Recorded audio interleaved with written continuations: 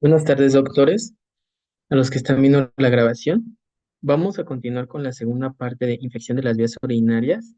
Ya habíamos visto prácticamente en la primera parte las definiciones, los distintos tipos de clasificaciones según a su recurrencia, según el grado de afección, entre otras que vimos. Y vamos a hablar en esta parte sobre la patogenia, el diagnóstico y el tratamiento.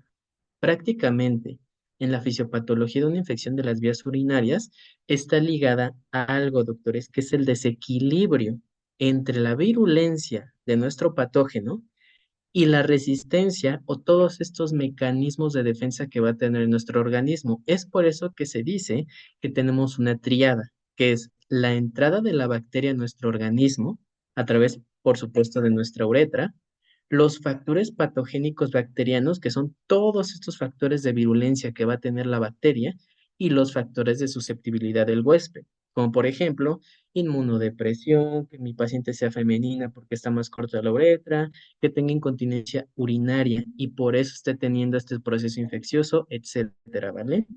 Y por ejemplo, los microorganismos que generan IVO, esto es algo importante, se encuentran en la flora microbiana habitual del huésped. ¿Qué quiere decir esto? Que nosotros vivimos con ella, doctores, pero por X o Y circunstancia, esta flora nos termina infectando las vías urinarias. ¿Por qué? Porque sobre todo se relaciona con flora que va a estar a nivel del intestino, a nivel intestinal. Entonces, esta flora a nivel intestinal, a final de cuentas, se va a convertir en flora fecal cuando se esté excretando. Si mi paciente no tiene una adecuada, higiene o no tiene esta parte de continencia de los esfínteres, pues esta flora fecal se va a empezar a acumular y, por ejemplo, en las mujeres lo que hablábamos, la relación que va a tener la estructura anal con el introito vaginal va a ser muy cercana. Entonces, esto la hace susceptible a que las bacterias entren por el introito e infecten a la paciente, doctores, ¿vale? Esta triada es súper importante que se la lleven. Ahora, los principales factores que me determinan las infecciones o las IBUs, ya lo dijimos, virulencia del microorganismo. Las bacterias tienen fimbrias, van a ser todas estas, por así decirlo, bracitos con las cuales se van a poder adherir, en este caso al urotelio de mi paciente, ¿vale? Esto favorece que tengan una mayor adherencia y, por supuesto, el urotelio tiene estructuras de defensa, como por ejemplo, manosa. Esta manosa lo que ayuda es evitar la adherencia bacteriana en la bacteria, ¿vale? O como tal para que no tenga esta adherencia, ¿vale? Pero ¿qué pasa? Pues gracias a estas fimbrias, por así decirlo, se hace resistente este tipo de estructuras que tiene mi urotelio, entre muchas otras que tiene. Otra cosa, la magnitud del inóculo, es decir, la cantidad de unidad de formadoras de colonias que va a estar colonizando mi vía urinaria. Evidentemente, entre mayor sea la cantidad de bacterias que me van a estar infectando mi vía urinaria, mayor va a ser la susceptibilidad que va a ser o va a tener el huésped para desarrollar una infección. Y por supuesto, peor va a ser el pronóstico y la enfermedad que desarrolle mi paciente. Y las propias alteraciones de la defensa del huésped, lo que les decía. Va a haber muchos factores, como la estancia prolongada en hospitales, la insuficiencia, toda esta parte que me va a hacer que mi paciente sea susceptible a infección. Y por ejemplo, vamos a tener una menor producción de inmunoglobulina A. Estas son de las principales alteraciones que se han asociado. ¿Por qué es importante? Porque la inmunoglobulina A está presente en todas las mucosas, en todas las superficies, doctores. Y si no las hay, no va a haber activación de la respuesta inmune y ¿qué va a pasar? Prácticamente se va a infectar nuestro pacientito, doctores, ¿vale? Otros modos en los que puede entrar nuestra bacteria son cuatro específicamente, ¿vale? Tenemos lo que habíamos dicho, las bacterias periuretrales, es decir, que van a estar viviendo alrededor de mi uretra o por fuera de esto y van a ser uropatógenas, van a tener la capacidad de infectar dicha vía urinaria. Ya habíamos visto esta parte, doctores, nuestras bacterias se van a localizar en esta partecita a nivel periuretral, ¿no? Fuera del glande en el caso del hombre y fuera en este caso de las estructuras de los labios en las mujeres, ¿vale? En toda esta región perineal, ¿vale? Entonces, van a ascender desde el intestino, es lo que les comentaba, se va a excretar toda esta flora fecal. ¿A través de dónde? Pues a través de la región anal. A la región anal se va a pasar hacia adelante, hacia esta partecita que es el introito vaginal en las mujeres y prácticamente a nivel del glande y todo el meato urinario a nivel, en el caso del hombre, de doctores, ¿vale? Entonces, por eso les decía la importancia de que las bacterias intestinales o de la flora bacteriana normal viven en el intestino. Entonces, no se espanten si dicen, ay, es que el paciente tuvo una infección por una bacteria intestinal. Qué raro, ¿no? Pues están en el intestino, ¿por qué se infectó de las vías urinarias? Ah, lo que pasa es que cuando la saca, se convierte en flora fecal y esa flora fecal, por la estrecha relación que va a tener con las estructuras urinarias, la va a infectar, ¿vale? Entonces, esta colonización que va a haber a nivel de la uretra, pues evidentemente van a migrar ¿a dónde, doctores? Las bacterias no se van a quedar solo aquí, a nivel de la uretra, van a seguir ascendiendo lo más que puedan. ¿De qué va a evitar que ya no sigan subiendo o se queden en un determinado sitio? Las propiedades defensivas de mi huésped y prácticamente qué tantos factores de virulencia va a tener mi bacteria. Todo esto le va a promover que me invada la vejiga, por lo que les comentaba, por las pilosidades y todos los factores de adherencia como las fimbrias que veníamos comentando de las bacterias, doctores. Esta imagen se las puse para que vieran la relación o el tamaño que tiene la uretra femenina. Fíjense, 5 a 6 centímetros, muy cortita y muy susceptible a que las bacterias asciendan hasta la vejiga y nos dé qué cosa, doctores, cistitis. Si siguen subiendo hasta los riñones, ¿qué nos van a dar, doctores? Pielonefritis, que son de altas, y cistitis son de bajas. En cambio, en el del hombre, fíjense cómo este tamaño del glande y del pene hacen que la uretra sea más grande, prácticamente de 20 a 25 centímetros, y si se infectan los hombres, por supuesto, pero es o tienen este factor protector de que la uretra está más grande, la bacteria tiene que chambear más para subir, y pues ni hablar, hasta llegar a los riñones, pues tiene mucho recorrido que hacer, ¿vale? Ahora, estas pielonefritis que les comentaba, esta imagen me encanta, doctores, porque es lo que les acabamos de comentar en la clase. Fíjense cómo aquí tenemos las relaciones o las estructuras del recto, en este caso, del útero, y fíjense acá, doctores, la entrada de qué? Tenemos el introito vaginal. Toda esta flora bacteriana normal que va a estar en nuestro intestino, ¿por dónde les dije que iba a ser, por dónde les dije que iba a ser excretada?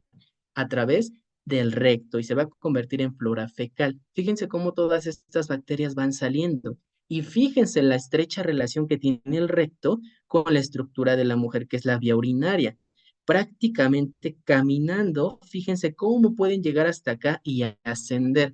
Por eso se les dice a las mujeres que un limpiado correcto es de adelante hacia atrás para evitar que todo esto se vaya hacia adelante, ¿no? Si la mujer se limpia de atrás hacia adelante, todas estas bacterias de la flora fecal las va a empujar hacia el introito vaginal y se va a infectar. Si lo hace al revés, pues va a ser un poco más difícil que lo haga, ¿vale? Pero justamente esta imagen explica la estrecha relación por la cual mis bacterias ascienden, mis bacterias pueden llegar a causar pielonefritis, sobre todo en las mujeres, porque la uretra está muy cortita, y por la propia naturaleza corta de la uretra femenina. Ya comentábamos, unos 5 a 6 centímetros más o menos es lo que medía, ¿vale? Ese es el primer mecanismo, ¿vale? Que prácticamente es la colonización de las bacterias que van a estar alrededor de nuestras estructuras urinarias, ¿vale? Tenemos otra que es la diseminación hematógena. Esto sobre todo es en pacientes inmunocomprometidos que tienen sus defensas bajas. Fíjense cómo esta imagen aquí tenemos un torrente sanguíneo, tenemos los eritrocitos, las células del sistema inmune en este caso, y fíjense cómo esto, prácticamente es el flujo sanguíneo normal, ¿vale, doctores? ¿Qué va a pasar? Las bacterias, no todas, pero algunas van a tener esta capacidad de diseminarse a través de la vía hematógena, es decir, a través de la sangrecita.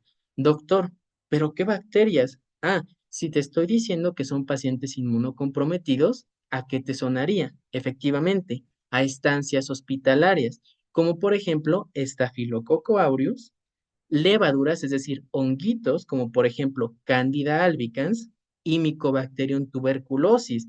Estas tres bacterias son los patógenos más comunes que viajan a través de la sangre y infectan las vías urinarias. Esto es muy importante, doctores, porque te puedes enfermar de Staphylococcus aureus en un hospital, digamos, por cándida o por micobacterium, y a pesar de que tú te infectes de alguna otra cosa, como por ejemplo una infección de vías respiratorias por estafilococo o algo por el estilo, por su propia diseminación hematógena, no solo te va a dar esa infección de vías respiratorias, como por ejemplo un micobacterio en tuberculosis, no, por esta diseminación se puede ir desde el pulmoncito hasta las vías urinarias. Entonces, estos se llaman que son bacterias oportunistas, porque te puedes infectar de un sistema o de un órgano en concreto, pero por su capacidad de diseminarse por la sangre, te puede dar otro tipo de infecciones, ya sea en órganos más distales, doctores, ¿vale? Y como se podrán imaginar, son de más difícil control este tipo de agentes bacterianos. Otra cosa, diseminación linfática. Por supuesto, ya lo conocen en anatomía. ¿Esto es a través de qué? De los vasos linfáticos. Pero de cualquiera, doctor, de cualquiera de nuestro organismo, no. Específicamente vamos a tener vasos linfáticos a nivel rectal, a nivel del colon y a nivel periuterino, ¿vale? En el caso de las mujeres. ¿Por qué nos interesan los vasos linfáticos rectales? Por lo que les comentábamos, doctores. La flora fecal se ubica ¿dónde? A nivel del recto, porque es donde se excreta. Los vasos linfáticos rectales, pues tienen una estrecha relación. Y los del colon, ¿por qué? Porque tenemos agentes bacterianos que son producidos por lo que ya habíamos dicho, por la propia flora microbiana normal, que donde se localizaba, doctores, a nivel intestinal. Entonces, los vasos linfáticos rectales y colónicos tienen esa estrecha relación. Y las periuterinas, que lo que habíamos hablado, son las que están alrededor de las estructuras urinarias, como el introito vaginal o el glande en el caso de los hombres. Se pueden diseminar a través de esta manera. Viajan a través de estos conductos linfáticos. Por ejemplo, en el caso de Mycobacterium tuberculosis o estafilococo, puede que lo que veníamos diciendo, provoquen una infección a nivel pulmonar, pero agarren esos vasos linfáticos que van a estar hasta los pulmoncitos y lleguen a través de la linfa hasta estos, que son los rectales y los colónicos, y me provoquen una infección de las vías urinarias. Por eso este tipo de diseminaciones, doctores, se les conoce también como diseminaciones a nivel distal, porque pueden iniciar de un lado totalmente ajeno al sitio donde estamos, que en este caso son las vías urinarias, pero por este proceso de diseminación llegan hasta acá. Y esa es una imagen muy bonita como las bacterias a través de los vasos sanguíneos y a través de la linfa se puede llegar a diseminar, doctores, ¿vale? Y otra, que tenemos una extensión directa de las bacterias con órganos que estén cercanos a las vías urinarias. Por ejemplo, ¿qué pasa si tenemos un divertículo? ¿O qué pasa, por ejemplo, si tenemos una fístula? Por ejemplo, una fístula entre el colon y entre la vejiga. Estarán de acuerdo que esta fístula prácticamente es un conducto por el cual se pueden compartir o pasar muchas cosas. Entre estas, la flora bacteriana normal del colon se pasa a la vejiga. Y esto es malo, doctores, porque habíamos quedado que esa flora bacteriana normal nos causan las infecciones de vías urinarias. Entonces, fístulas y, por ejemplo, divertículos o cualquier otra cosa, como por ejemplo abscesos intraperitoneales, las fístulas, que en este caso decíamos que eran vésico-intestinales porque van de la vejiga al intestino, o vésico-vaginales, que van de la vejiga a la vagina. Todas estas conductos anormales nos pueden llegar a producir infecciones recurrentes, ¿vale?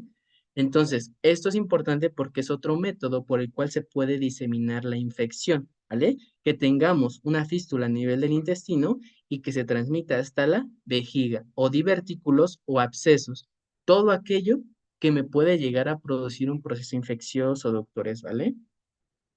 Entonces, acabamos de decir la fisiopatología normal de las infecciones de las vías urinarias. La parte de las defensas del hospedero, igual ya lo habíamos mencionado. Prácticamente las mujeres, pues su flora vaginal y la periuretral, ¿qué tiene? Pues tiene microorganismos como por ejemplo lactobacilos, muy probablemente los hayan escuchado. ¿Para qué nos ayudan los lactobacilos? Nos ayudan a prevenir la colonización uropatógena, es decir, evitar que mi bacteria se adhiera al urotelio y no produzca una IBU. Es por eso, doctores, que para la prevención de una infección de las vías urinarias tenemos que tener un flujo urinario sin algún proceso obstructivo, porque si me obstruye, ya habíamos visto alguna parte de nuestra vía urinaria, ya sea a nivel de la vejiga o inclusive hasta el uréter, prácticamente se hace un cúmulo o como un caldo, toda esta acumulación de orina estancada que me hace susceptible a que mis bacterias proliferen, colonicen y por supuesto provoquen una IBU, doctores, ¿vale? ¿Y qué produce el chorro de orina? Esto lo vimos en inmunología en los primeros años, que prácticamente son barreras dinámicas para evitar IBUs, ¿no? ¿Por qué? Porque el chorro de orina empuja todas las bacterias hacia afuera.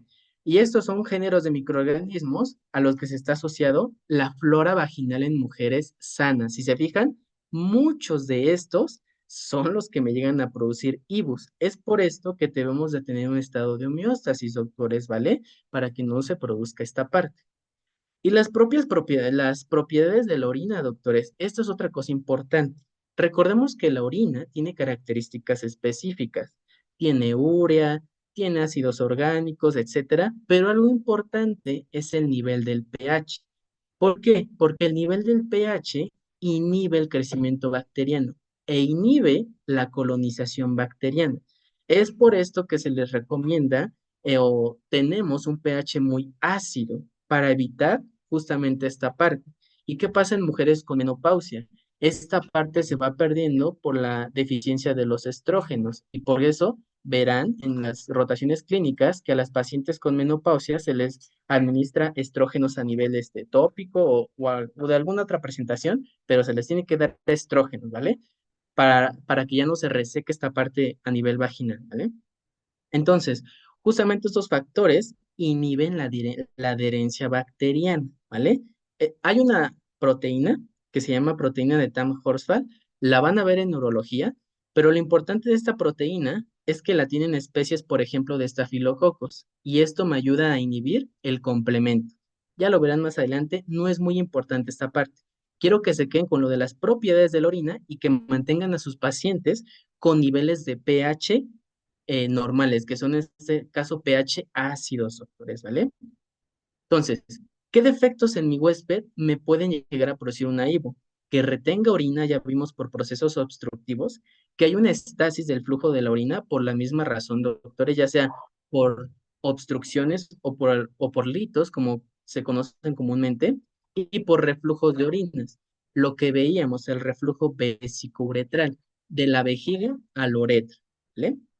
Todo esto me va a favorecer el crecimiento bacteriano y, por supuesto, infecciones recurrentes. Si nosotros tenemos un paciente que tiene infecciones recurrentes y, por ejemplo, no le tratamos los litos o ya vimos que tiene un proceso obstructivo y no le quitamos los litos, de nada va a servir que yo lo siga tratando hasta que le quite la patología que se la está causando, que en este caso son los litos, ya sea por tratamiento farmacológico, ya sea por tratamiento quirúrgico, etcétera, pero le tenemos que quitar la patología de base para evitar que siga teniendo infecciones recurrentes, ¿vale? Entonces, y anomalías anatómicas, por supuesto, lo que veíamos, enfermedades obstructivas a cualquier nivel, enfermedades neurológicas, esto es algo importante, doctores. Los pacientes con reposo prolongado que han visto en sus clínicas que están mucho tiempo en las camas del hospital o que tienen enfermedades neurológicas que no le permitan controlar adecuadamente los esfínteres, todo eso son factores de riesgo y no solo para IBU. Eso es de las cosas menos mortales, por así decirlo, que tienen sus pacientes. Pero, por supuesto, si no controlan los esfínteres, ya habíamos visto que lo predisponen a tener infecciones de vías urinarias.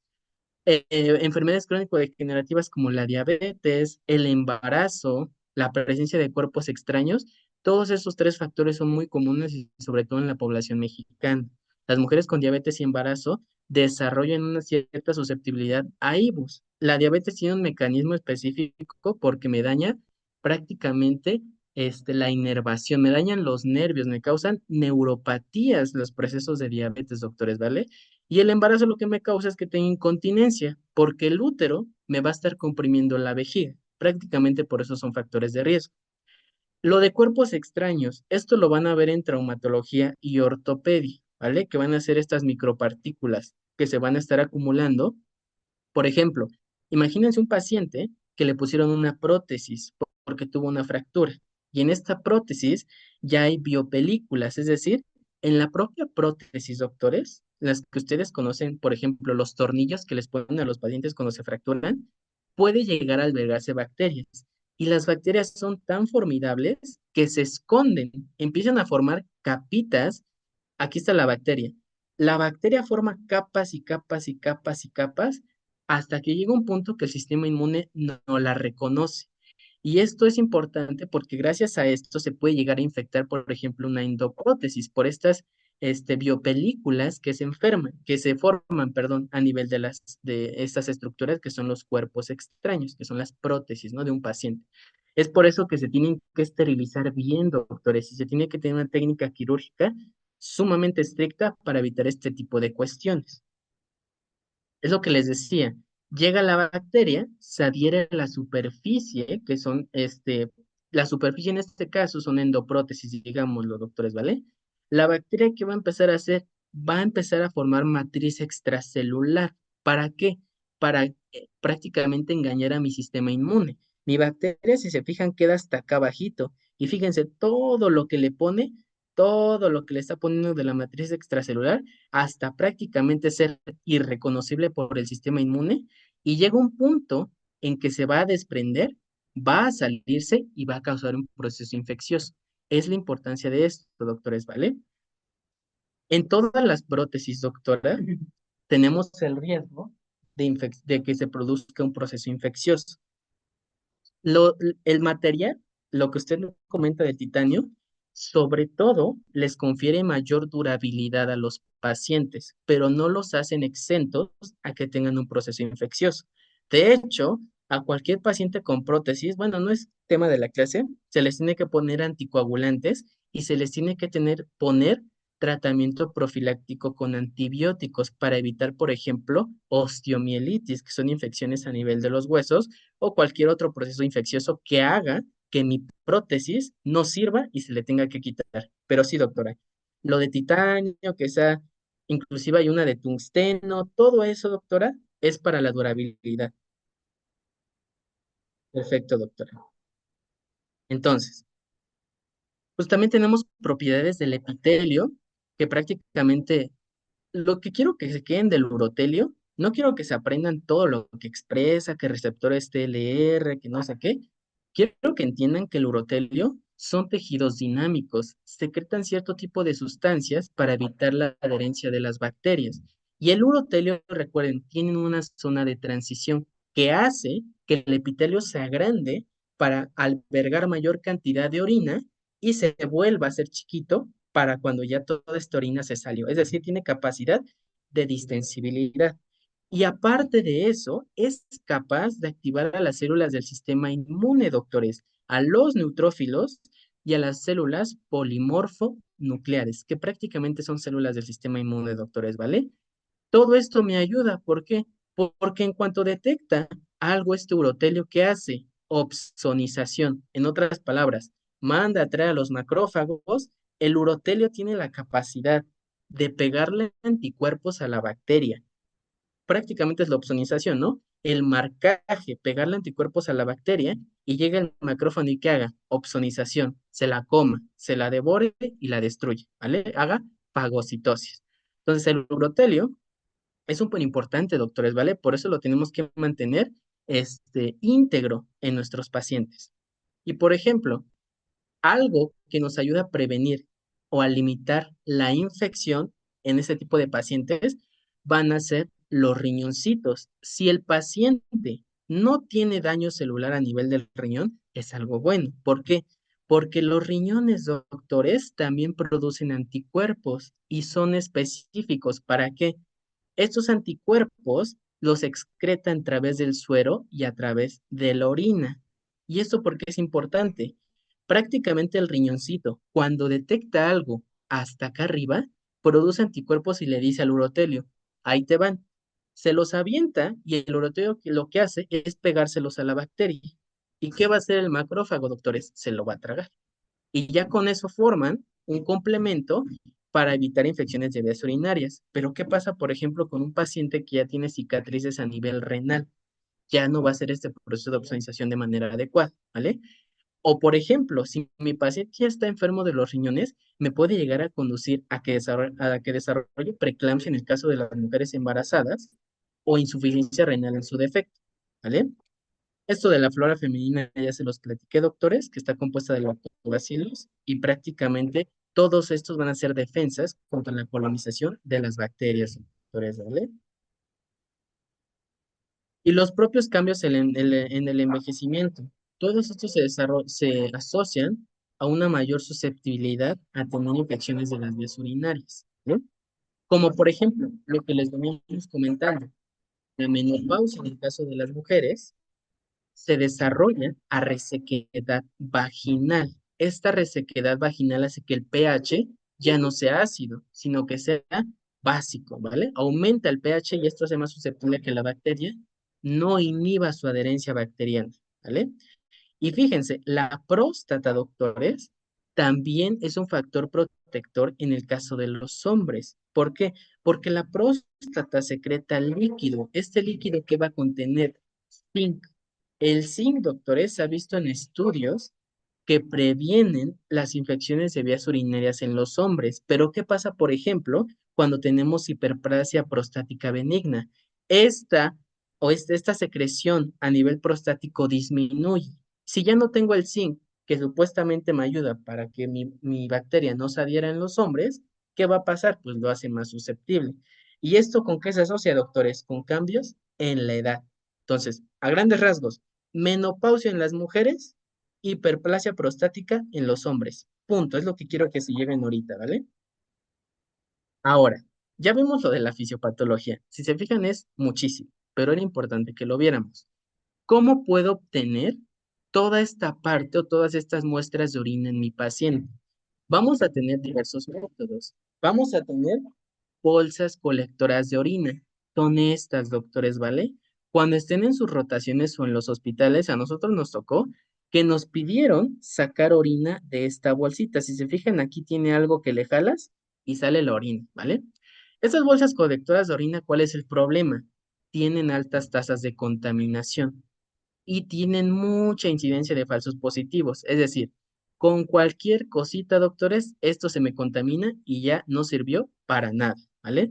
Por lo tanto, no es lo suficientemente confiable para diagnosticar IBUS, pero ya verán que en sus hospitales sí lo hacen. Sí sacamos muestras de aquí y sí las tomamos como diagnóstico de una infección de vías urinarias. ¿Por qué?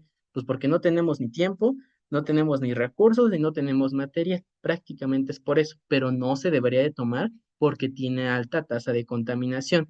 Nos comentaba una doctora en ese momento de que lo ideal era a través de un catéter que obtuviéramos la muestra de orina, pero pues este paciente tenía una sondita y tenía esta bolsa colectora y no había de otra, doctores, entonces lo teníamos que sacar.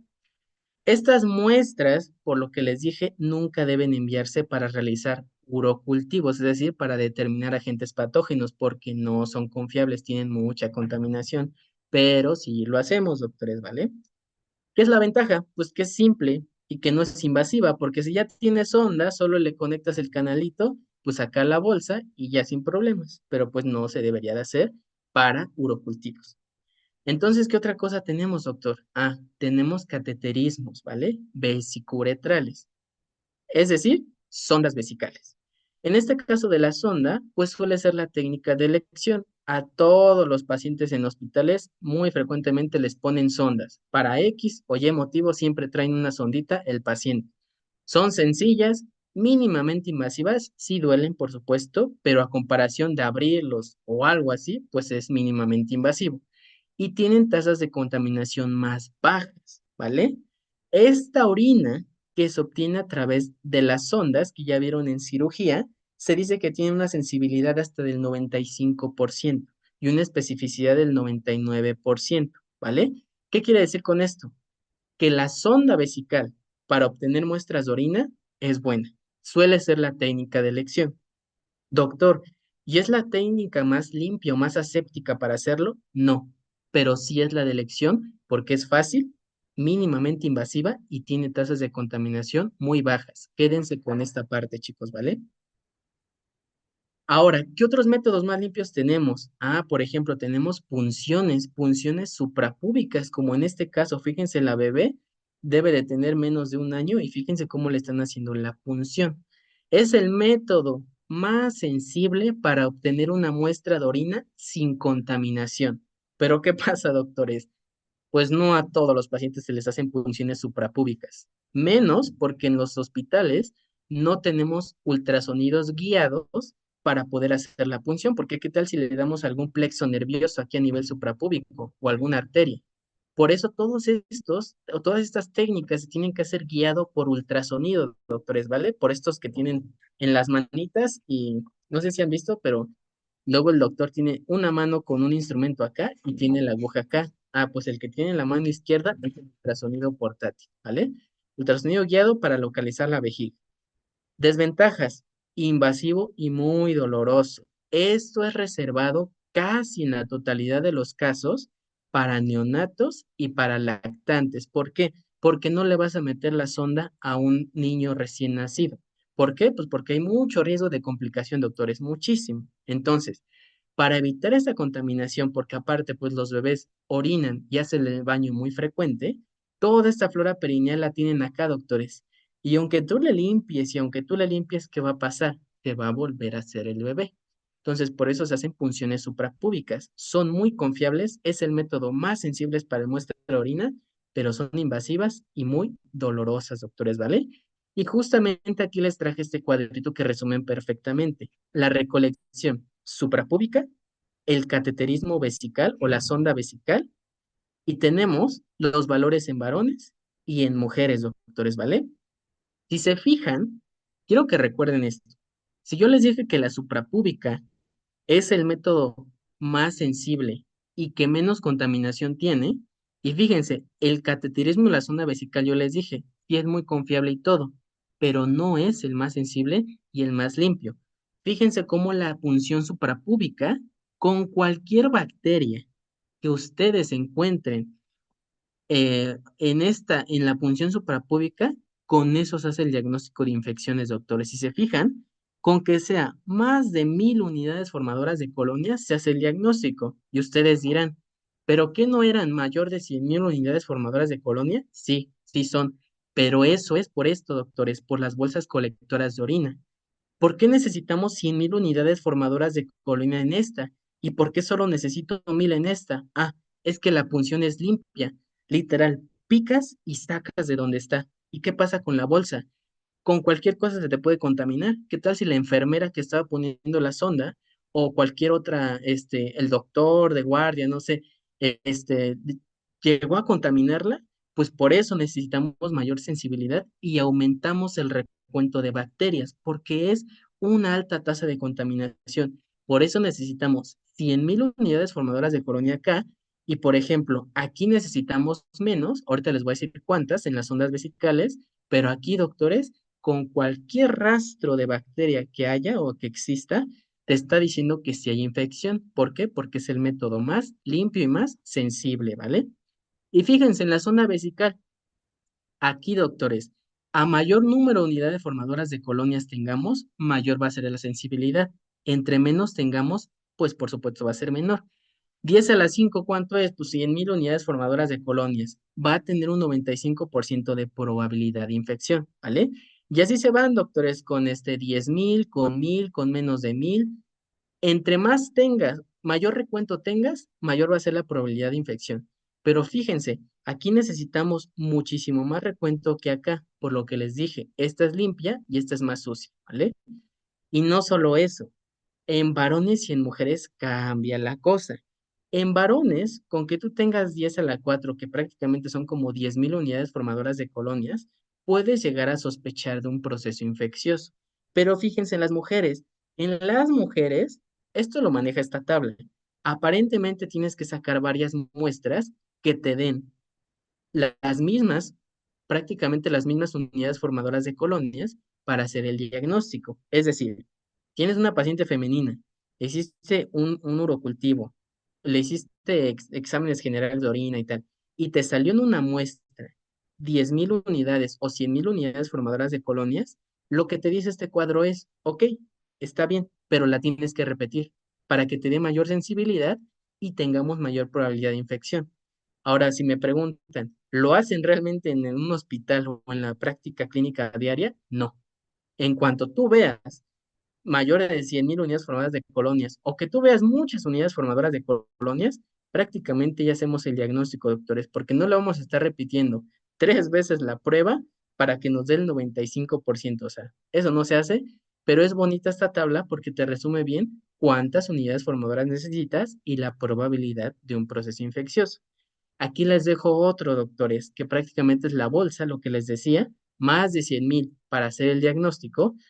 Otra que no se las comenté, el chorro medio. El chorro medio, doctores, es otra técnica súper útil y es de primera elección en muchos pacientes. De la misma manera, es muy sucia y llega a ser poco confiable, a pesar de que lo hagan con todas las medidas. Pero en el chorro medio igual, doctores, necesitamos mayor de 100.000 unidades formadoras de colonia. Aquí manejan, por ejemplo, que en una sonda vesical con que tú tengas mayor de 10.000 o de 10.000 a 50.000, ya tienes una sospecha muy bien definida de infección de vías urinarias. Y de la punción, lo que les comentaba, con cualquier recuento que tú encuentres de bacterias, vas a hacer el diagnóstico, porque la punción es lo más limpio y si hay bacterias es por algo, porque no se contaminó de ninguna otra manera, doctores, ¿vale? Entonces, ¿cómo vamos a hacer el diagnóstico, doctores? Lo que les comentaba en el short, para los que lo vieran. Para el diagnóstico, ya verán en sus rotaciones clínicas cómo las enfermeras, sobre todo, dicen, doctor, tiene una infección de vías urinarias.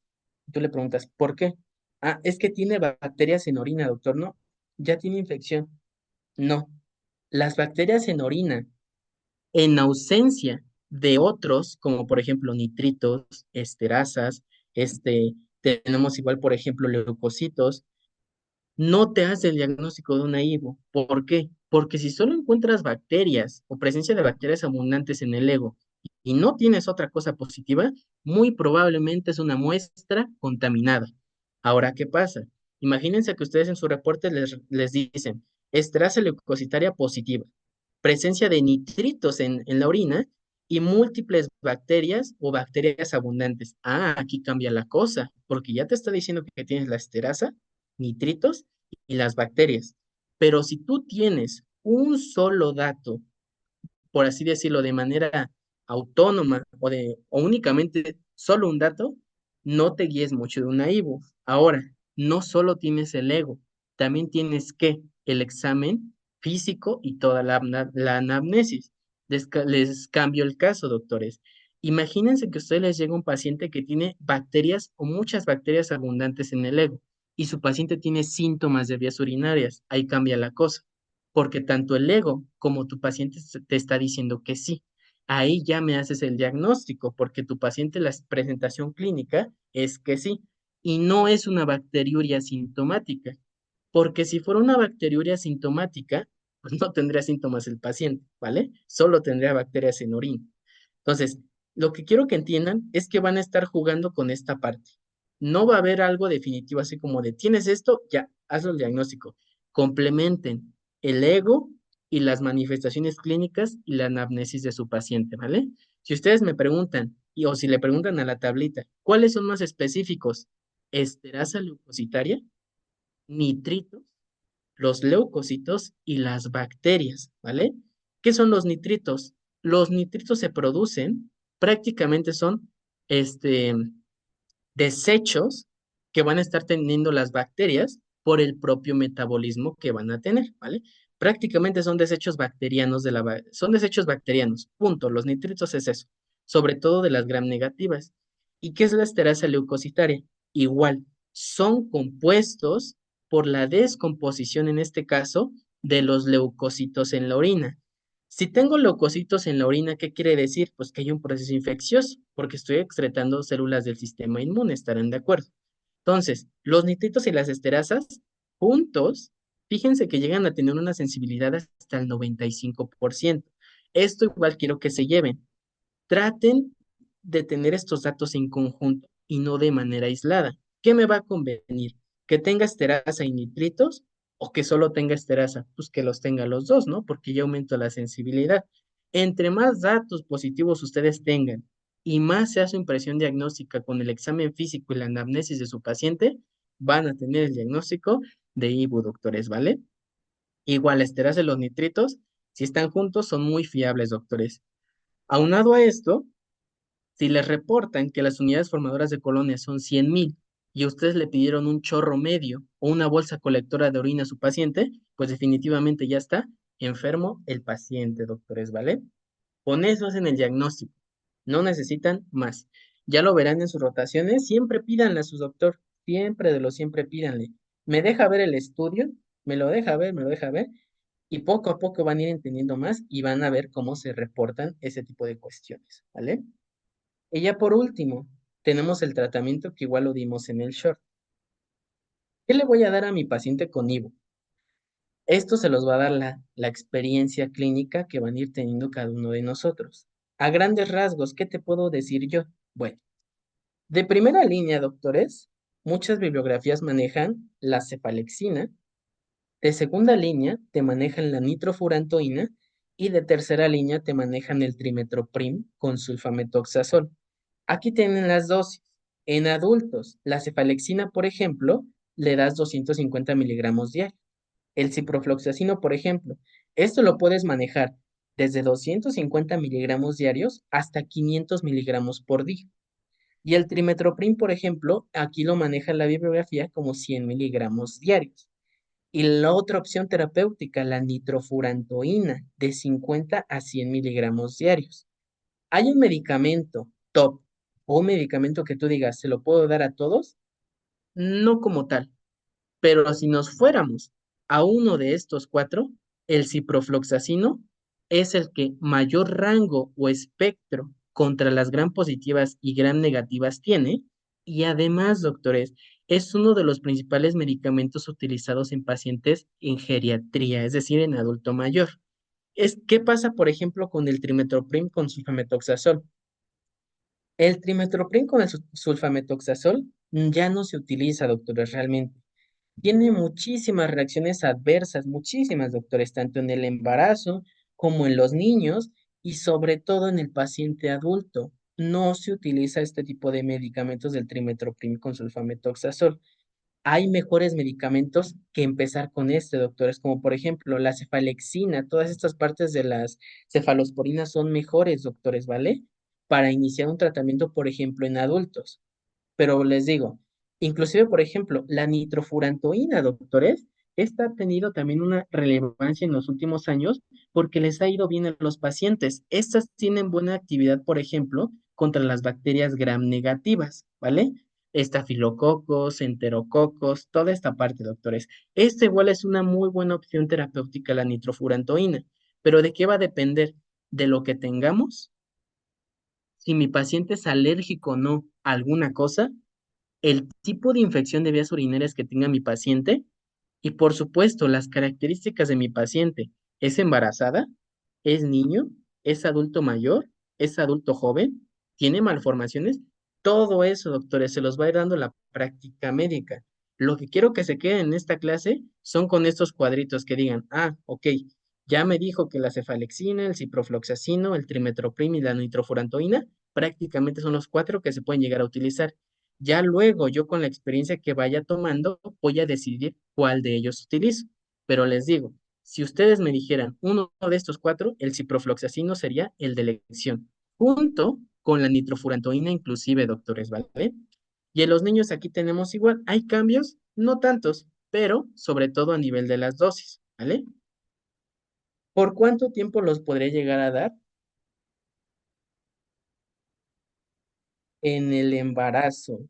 ¿Cuál medicamento se podría llegar a dar? ¿En qué tipo de infección, doctora? ¿En las vías urinarias o me habla de... Es que mencioné el slush. Bueno, sí, ¿no? Ok.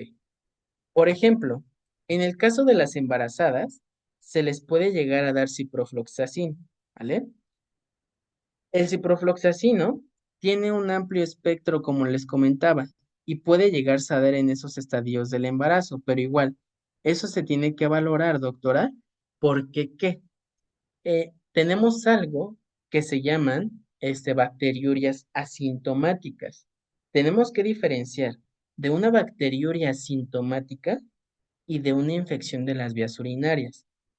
Pregunta de examen que les van a hacer siempre, doctores, pero siempre. Este, Así. ¿En qué pacientes se les va a tratar una bacteriuria asintomática? ¿Qué quiere decir eso? Que va a tener un recuento bacteriano alto, pero no va a tener sintomatología clínica mi paciente. Entonces, ¿para qué lo trato? ¿No? En ese caso, los pacientes que son candidatos a tratarse, doctores, va a ser embarazadas y van a ser los niños pequeños, doctores, ¿vale? Sobre todo esas dos poblaciones son las que vamos a tener en cuenta para las bacteriurias asintomáticas. ¿Qué pasa si no trato a mi embarazada? Ah, pues que esa bacteriuria asintomática ya no se va a quedar así, sino que se va a ir a una infección de vías urinarias y es lo peor una de las peores cosas que le puede pasar a una embarazada, porque una IBU puede dar inclusive partos pretérminos, puede llegar a dar hasta sí, como tal interrupciones del embarazo por partos pretérminos o inclusive puede llegar a dar infección a nivel placentario, que es el famoso SLUTH, que se los van a reportar en sus clínicas, doctores, ¿vale? Entonces, ¿cuál es uno de los medicamentos de elección? El ciprofloxacino es muy bueno. No ha mostrado toxicidad o malformaciones, por ejemplo, en las embarazadas. Inclusive una familiar mía le llegaron a dar ciprofloxacino porque se tuvo una infección de las vías urinarias y se le resolvió muy rápido, ¿eh? Entonces, ese sería uno de los medicamentos de elección, ¿vale? De todos modos, siempre busquen FDA, no sé, ciprofloxacino. FDA, trimethoprim. Y ya con eso se sacan de dudas, ¿vale? Y aquí tenemos otro cuadrito. En el caso de una cistitis, que es una infección de las vías urinarias bajas, de primera línea tenemos la cefalexina. Pero fíjense cómo de segunda línea tenemos la nitrofurantoína. Entonces, la nitrofurantoína anda pegando duro, doctores, o sea, en el sentido de que está funcionando bien en los pacientes, ¿vale? Tiene ciertas como todo medicamento, ciertas cosas de farmacocinéticas y ciertas cosas en las que no se puede utilizar, pero de manera inicial, tenerla de segunda línea o inclusive en algunos casos de primera línea está súper bien, ¿vale? El que sí ya no tengan tanta en consideración es el trimetoprim, doctores. Prefieran, antes de dar trimetoprim, ciprofloxacino y nitrofurantoína, ¿vale? Que sea su última opción esta porque de verdad tiene muchísimas reacciones adversas y sobre todo en viejitos les perjudica muchísimo, ¿vale? Y en las pielonefritis, que tenemos infecciones de vías urinarias altas. Primera línea, aquí fíjense cómo podemos llegar a dar amoxicilina con ácido clavulánico. Ah, perfecto. Aquí dice la doctora Patricia que la nitrofurantoína y amoxicilina son de primera línea en embarazadas. Entonces también son otras opciones terapéuticas, doctora, que nosotros podemos llegar a utilizar, ¿vale? Pero sí o sí, el ciprofloxacino no está contraindicado, ¿vale? Sí se puede llegar a dar, pero como ya nos dijo la doctora, hay otros de primera línea, ¿vale? Y por ejemplo, en las pielonefritis de segunda línea también podemos llegar a dar cefalosporinas, como por ejemplo la ceftriaxona, ¿vale? Estos cuadritos son muy buenos, doctores, y quiero que siempre se los lleven con ustedes, porque de verdad les ayuda muchísimo en saber qué es lo que tenemos que hacer con nuestros pacientes. Y lo más importante, ¿cuánto tiempo le voy a estar dando el tratamiento a mi paciente? Va a variar. Prácticamente es de 7 hasta 14 días lo que yo le tengo que dar a mi paciente. ¿De qué depende que le dé 7 o 14 días? De cómo te vaya respondiendo. Si a los 7 días que terminó ya su tratamiento farmacológico te dice que sigue teniendo el mismo dolor, sigue teniendo prácticamente las mismas manifestaciones clínicas y te dice que no ha notado tanta mejoría, dáselo hasta los 14 días. Ahora bien, si después de los 14 días ya te dice que de plano no le sirvió, aguas, porque a lo mejor ya es una infección recurrente, como lo veíamos en las clasificaciones que les comentaba al inicio de la clase, ¿vale? Ay, no sé por qué no se ven estas imágenes. Ah, bueno. Y prácticamente quédense con eso, de 7 a 14 días, el régimen de administración que ustedes le van a estar teniendo al paciente y las dosis, aquí se las dejo, doctores, ¿vale?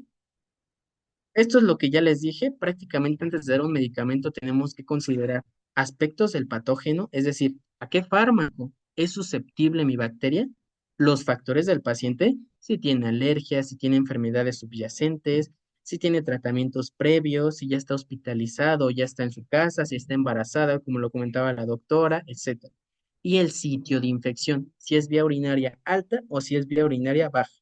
En la presentación, cuando se la suba, esta tablita ya se va a ver, doctores, pero era una tabla de fármacos.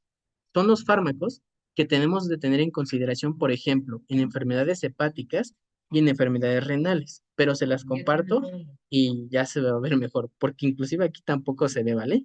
Pero es eso, son medicamentos contraindicados en enfermedades renales y en enfermedades hepáticas. Y prácticamente eso era lo que les quería compartir el día de hoy, doctores, ¿vale? Cómo diagnosticar y tratar una infección de las vías urinarias. ¿Tiene alguna otra duda, doctora?